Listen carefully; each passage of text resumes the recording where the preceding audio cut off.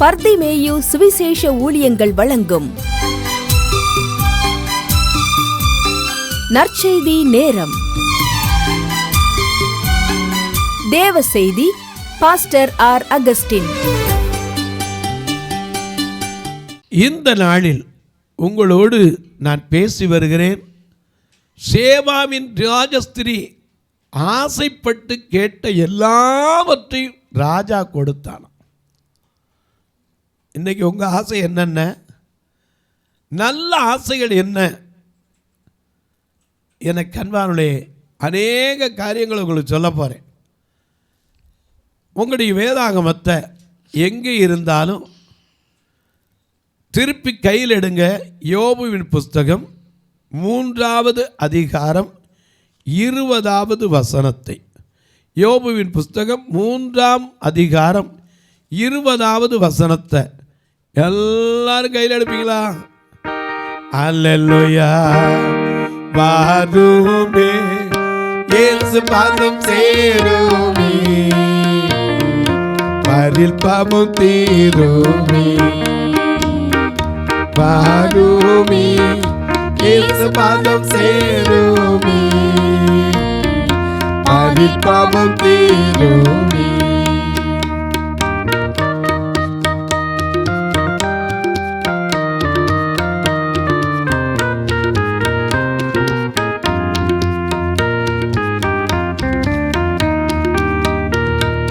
பாவமே அது பல்ல வேஷமே, அது முன்னே நாசமா.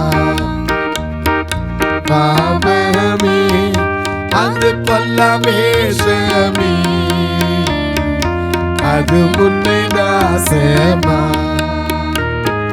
போகச் செய்யும் தீர்வில் மிகச் செய்யும் எந்த காலம். போகச் செய்யும் மிகச் செய்யும் எந்த காலம். வாருமே இயேசு பாதம் சேருமே, பரில் பாவம் தீருமே.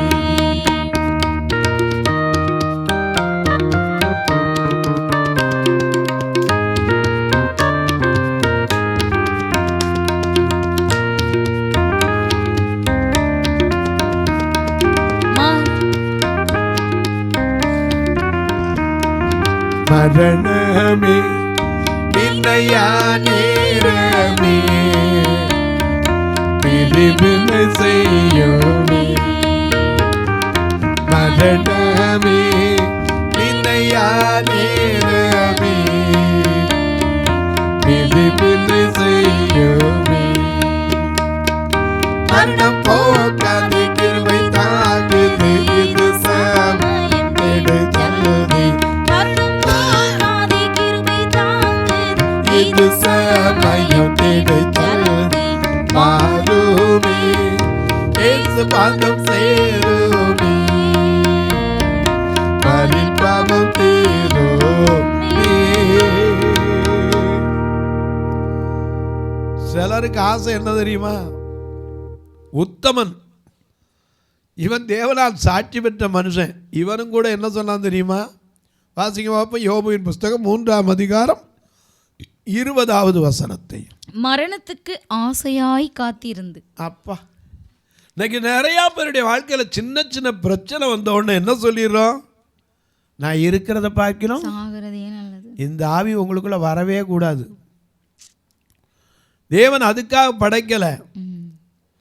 உன்னை வாழ்ந்து சுகமாக இருக்கணும் தான் விரும்புகிறாரு.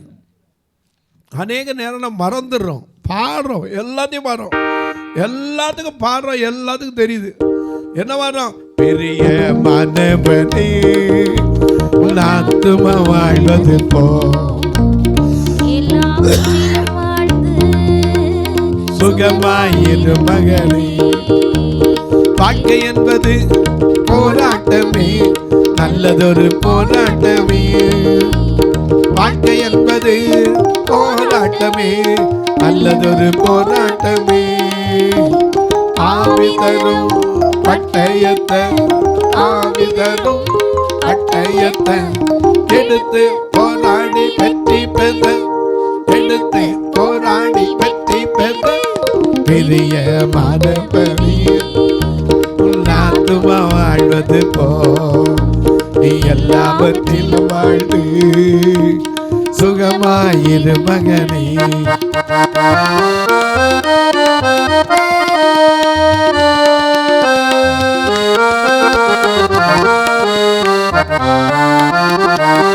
மைதானத்தில் வீடு உண்டு, பள்ளங்களும் உண்டு.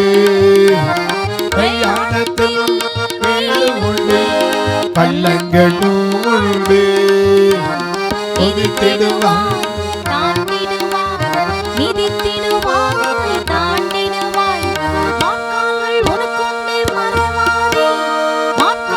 உனக்கொண்டு மறவாதே பிரியமானவனே,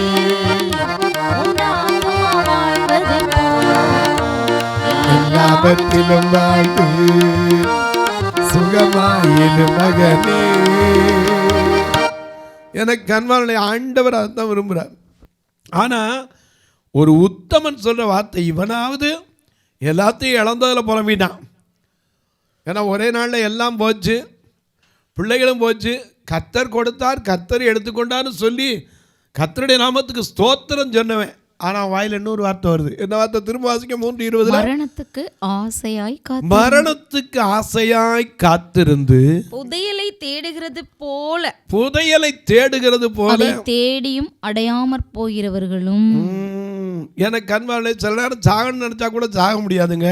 வெளிப்படுத்தின விசேஷம் 9ஆம் அதிகாரம் 6ஆம் வசனத்தை பாருங்க. வெளிப்படுத்தின விசேஷம் 9ஆம் அதிகாரம் 6ஆம் வசனம். அந்நாட்களில் மனுஷர்கள் சாவை தேடியும் அதை காணாதிருப்பார். சாக வேண்டும் என்று ஆசைப்படுவார்கள், ஆனா சாகணும்னு ஆசையும் படுவான். சாவோ அவர்களுக்கு விலகி ஓடிப்போம். ஏன்னா எல்லாத்துக்கும் ஒரு நாள் உண்டு. பிறக்க ஒரு காலம் உண்டு, இறக்க ஒரு காலம் உண்டு. மறந்துடாதீங்க. அதுக்குள்ள மரணத்துக்கு ஆசை வந்துடக்கூடாது. சின்ன சின்ன பிரச்சனை வந்த உடனே நீங்களும் நானும் உடனே சோர்ந்துடும். சில நேரம் நம்ம தான் பாடுறோம். என்ன பாடுறோம்? மல்லை போல வருவதெல்லாம் பனி போல் மறைந்திடுமே, சுகமான சிவவாழ்வு சந்தோஷம் தந்திடுமே. மல்லை போல வருவதெல்லாம் பனி போல் மறைந்திடுமே, சுகமான சந்தோஷம் தந்திடுமே. தேசமே பயப்படாதே, மகிழ்ந்து கைகூறு. தேசமே பயப்படாதே, மகிழ்ந்து கைகூறு. மன்னவனேசு உந்தனுக்கே மாபெரும் காரியம் செய்திடுவார். மன்னவனேசு உந்தனுக்கே மாபெரும் காரியம் செய்திடுவார். பயப்படாதே, மகிழ்ந்து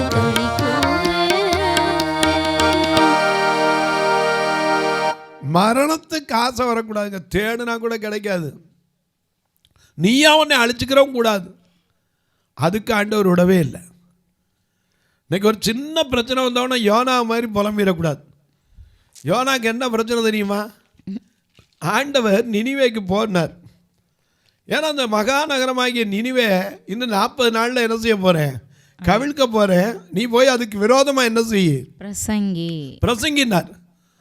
ஆனால் இவர் போகமாட்டேன்னு அடம் பிடிச்சார். ஆனாலும் கப்பலில் போய் அடித்தட்டில் படுத்துக்கிட்டார். ஆனால் விடலை ஆண்டவர். கப்பல் அசைச்சார், கடல் அசைச்சார். யோனாவை மீன் வயிற்றில் வச்சாவது எங்கே கொண்டு சேர்த்துட்டாரு? கொண்டு சேர்த்துட்டார். நினிவேல போய் சேர்த்த உடனே இவர் என்ன பண்ணார்? 3ஆம் அதிகாரம் 1 வசனத்தை வாசிக்க. 2ஆம் தரம் கர்த்தருடைய வார்த்தை யோனாவுக்கு முதல்ல உண்டான போது இவர் போய் என்ன செஞ்சுக்கிட்டாரு? கப்பல்ல அடி தட்டில் போய் படுத்து நித்திரை செஞ்சுட்டார். ஆனால் கடலை அசைச்சு மீன் வயிற்றுகளோடு 3 நாள் கழித்து அங்கே புலம்பிட்டார். என்ன புலம்புனார்? என் ஆத்மா என்னில் தோய்ந்து போகையில் நான் கர்த்தரை நினைத்தேன்ட்டார். ஜலப்பிரபாங்கள் என்னை மூடிக்கொண்டது புலம்புனார். 2ஆம் அதிகாரம் முழுக்க அவருடைய புலம்பலை நீங்கள் பார்க்கலாம். 1-2 வசனத்தை மட்டும் வாசிங்க பார்க்கலாம். மிக அழகாக ஒரு புலம்புன சிலதை பார்ப்போம். யோனாவின் புஸ்தகம் 2ஆம் அதிகாரம் முதல் 2 வசனங்களை. அந்த மீனின் வயிற்றிலிருந்து யோனா தன் தேவனாகிய கர்த்தரை நோக்கி விண்ணப்பம் பண்ணி அங்கிருந்து ஜெபம் பண்ணினார். ஏன் தெரியுமா? ஜெபத்தை கேட்டும் எங்கள் தேவா, ஜெபத்தின் வாஞ்சி தந்தருளும், ஜெபத்திலே வித்திருந்து ஜெபத்தின் மேன்மை காணச் செய்யும். ஜெபமே ஜீவன், ஜெபம் செய்யும், ஜீவியத்தேக்கு இதுவே சட்டம். ஜெபமே ஜீவன், ஜெபம் செய்யும், ஜீவியத்தேக்கு இதுவே சட்டம். ஜெபத்தை கேட்கிறவர். ஏன்னா ஜெபத்தை குறித்து நிறைய ஆசை இருக்கு. பவுலுக்கு கூட ஒரு ஆசை இருந்துச்சு. என்ன ஆசை தெரியுமா? பிலிப்பியர் 1ஆம் அதிகாரம் 23ஆம் வசனத்தில் மிக அழகாக எழுதியிருக்கார். பிலிப்பியர் 1ஆம் அதிகாரம் 23ஆம் வசனம். ஏனெனில் இவ்விரண்டினாலும் நான் நெருக்கப்படுகிறேன், தேகத்தை விட்டு பிரிந்து. நல்ல கவனிங்க, இந்த தேகத்தை விட்டு பிரிந்து கிறிஸ்துவுடனே கூட இருக்க எனக்கு ஆசை. அது அதிக நன்மையா இருக்கும். அது அதிக நன்மையா இருக்குமா? என் ஜெபவேளை வாஞ்சிப்பே, அப்போதென் தூக்கம் மறப்பேன், பிதாவின் பாதமடிமே ஆசையாம் சொல்லுவேன்.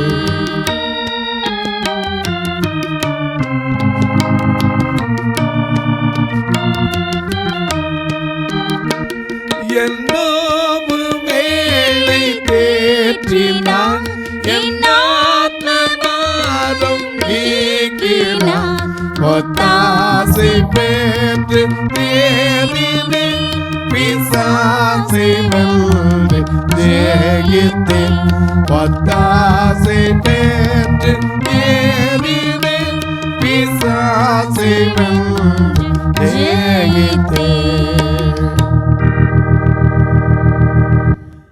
இத்தேகத்தை விட்டு பிரிந்து கிறிஸ்துவோடு இருக்கிற ஆசையான்.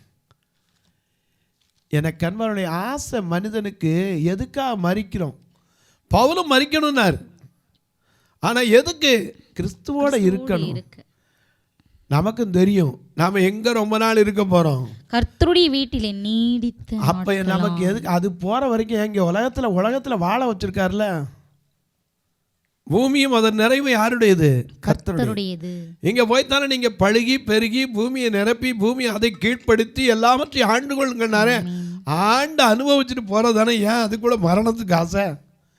யோனாவுக்கு பிரச்சனை என்ன தெரியுமா? மீன் வயிற்றுல அந்த ஜெபம் பண்றாரு. என்ன ஜெபம் பண்றாரு? நோக்கி விண்ணப்பம் பண்ணினார். 2ஆம் அதிகாரம் திரும்ப என் நெருக்கத்தில் நான் கர்த்தரை நோக்கி கூப்பிட்டேன்,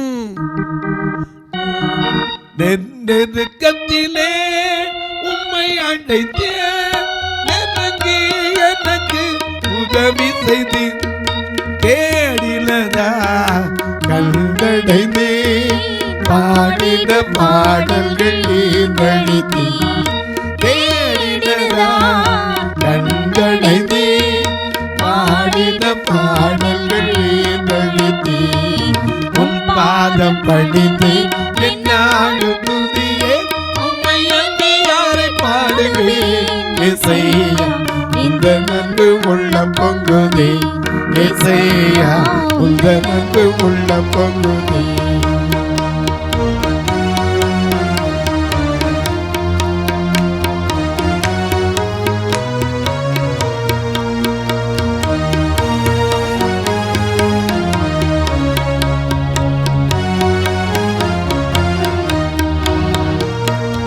என் முன் செல்லும் உம்ம சமூகம் எனக்கு அளிக்கும் இளைப்பாறுதல்.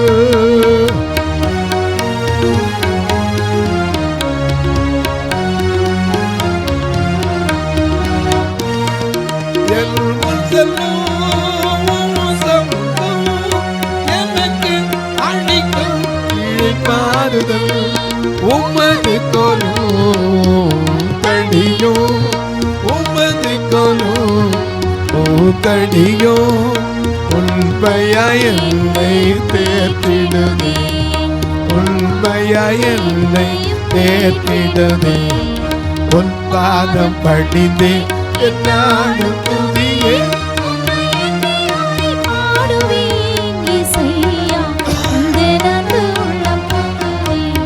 இசையா போகுதே.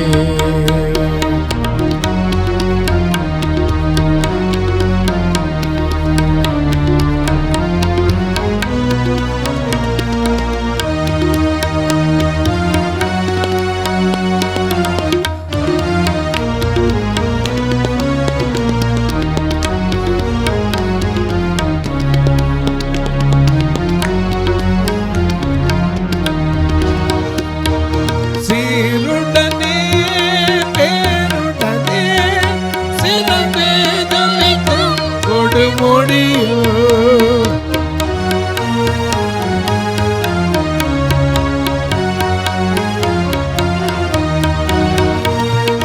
சீருடனே பேருடனே சிறந்து ஜொலிக்கும் கொடுமுடியோ.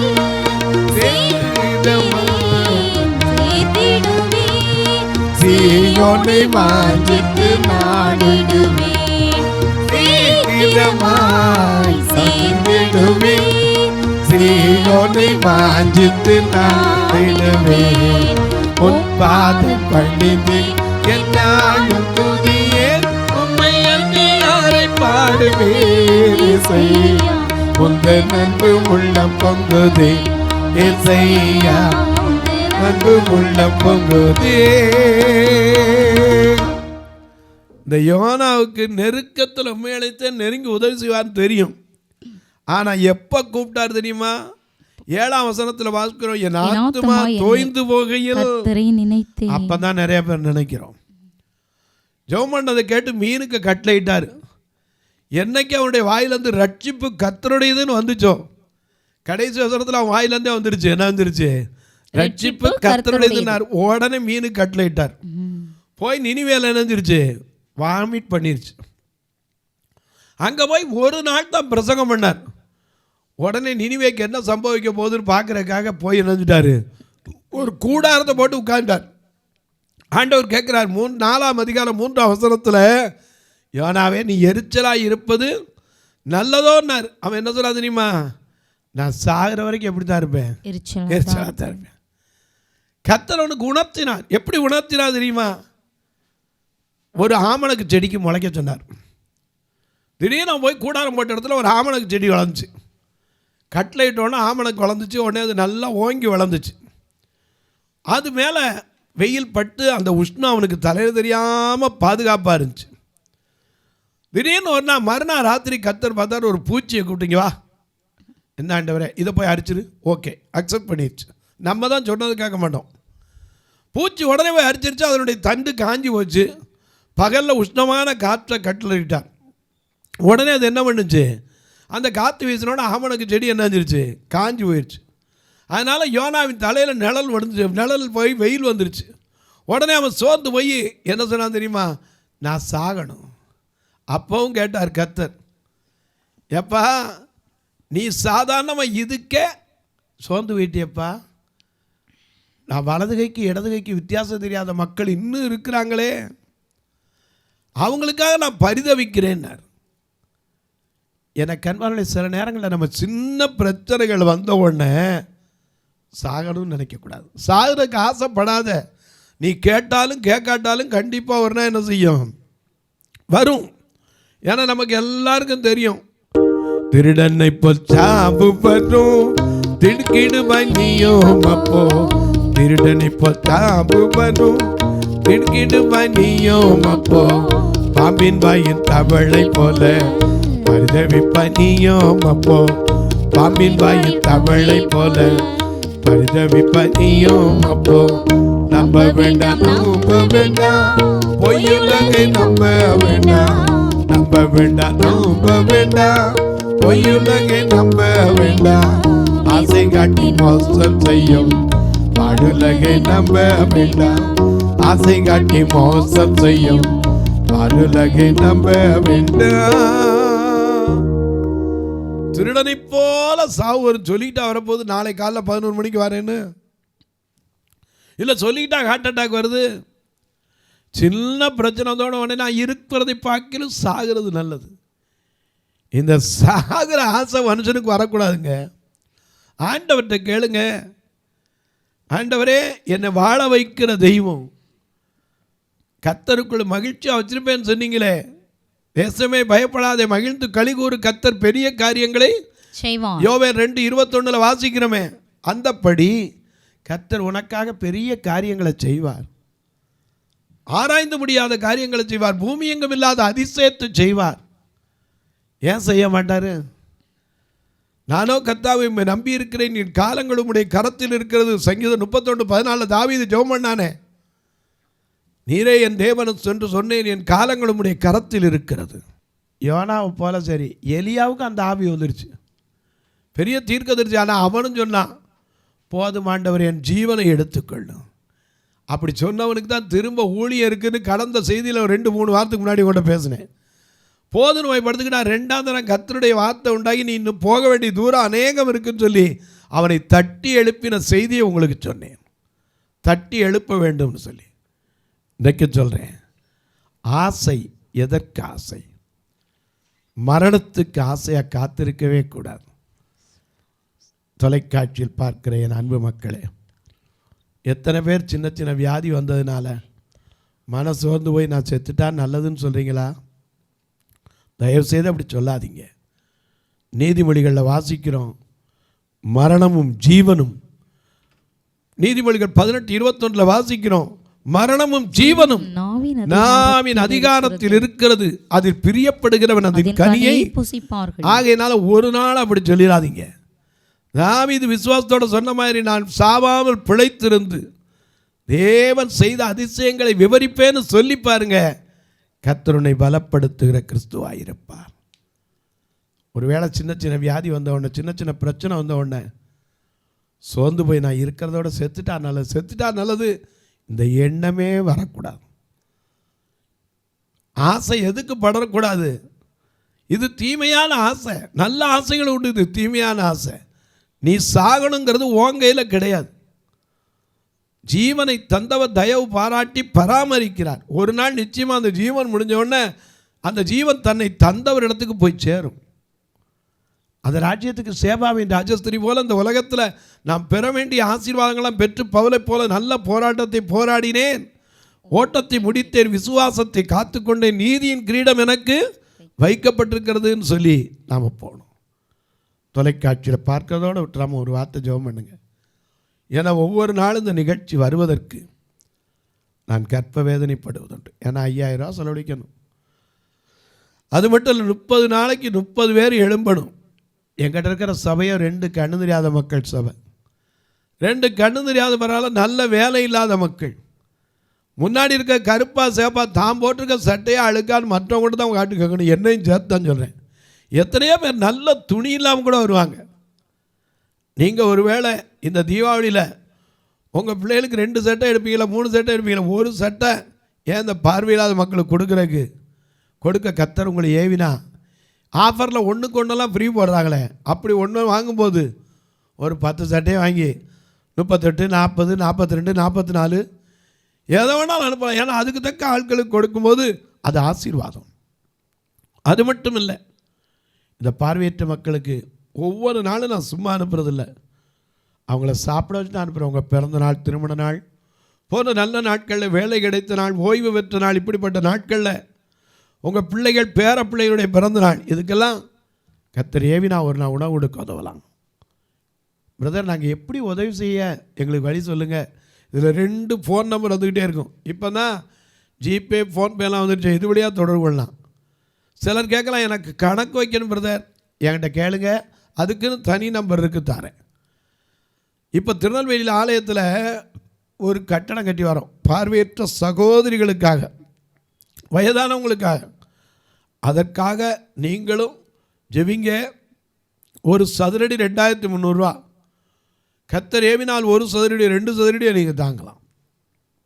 உங்கள் ஜெபக்காரி எது இருந்தாலும் காலை 10 மணிலேருந்து 5 மணிக்குள்ளே சொல்லுங்கள். இப்போ உங்களுக்காக ஜெபிக்கட்டுமா?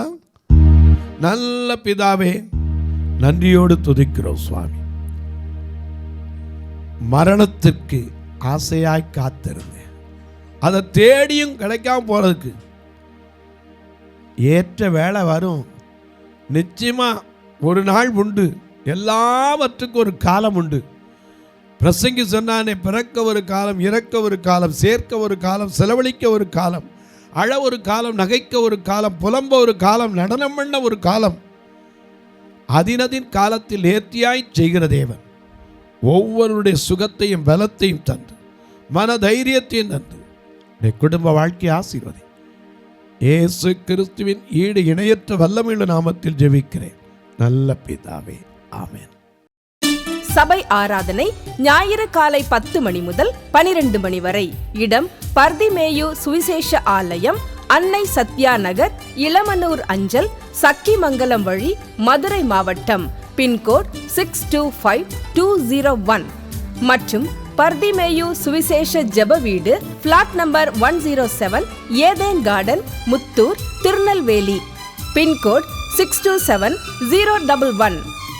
சிறப்பு உபவாச கூட்டம் ஒவ்வொரு மாதமும் 2வது சனிக்கிழமை காலை 10 மணி முதல் 1 மணி வரை நாகர்கோவில் YMCA ஹாலில் வைத்து நடைபெறுகிறது. மற்றும் ஒவ்வொரு மாதமும் 4வது சனிக்கிழமை காலை 10 மணி முதல் 1 மணி வரை திருநெல்வேலி புதிய பேருந்து நிலையம் அருகில் உள்ள கிரேஸ் ஹாலில் வைத்து நடைபெறுகிறது. எங்கள் எல்லா ஆராதனைகளிலும் கலந்து கொண்டு தேவனை மகிமைப்படுத்த அன்பாய் அழைக்கிறோம்.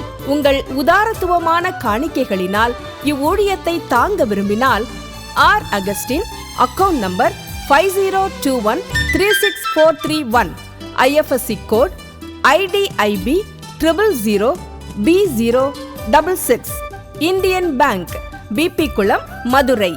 ஜிபே நம்பர் 9842181917, BGM மினிஸ்ட்ரீஸ் மற்றும் 9442559772, பிளைண்ட் மினிஸ்ட்ரீஸ் அகஸ்டின். உங்கள் தொடர்புக்கு பாஸ்டர் R. அகஸ்டின், பர்திமேயு சுவிசேஷ ஊழியங்கள், நாகமலை, புதுக்கோட்டை, மதுரை 625019. தொலைபேசி எண்கள் 9842181917 மற்றும் 9442559772. கர்த்தர் தாமே உங்களை ஆசீர்வதிப்பாராக.